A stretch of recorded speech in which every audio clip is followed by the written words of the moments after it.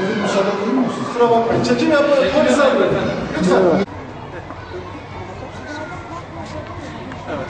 Bu konuda bir açıklama yok. Görüşmek isterim. Platformlar Birliği olarak Anadolu Gençlik Derneği bu konuda Şuurlu Öğretmenler Derneği ile birlikte okul müdürüyle, okul yöneticileriyle görüşmek için geldik.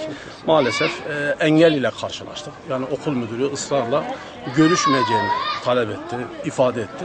Bizler de inşallah burada şu anda basın açıklamamızı gerektiği şekliyle yapacağız. Mesajımızı vereceğiz. Bu konunun yasal mücadelesini de kesinlikle bilinsin hiçbir şekilde bırakmayacağız. Evet. Görüşmek istemedi. Daha önce de bu tür durumlar meydana geldi. Fakat sonra haberlere yansıtılınca yok benim yanıma gelmedi gibi tavır takındı. Biz de görüşmek istemeyişini kamerayla tespit etmek istedik.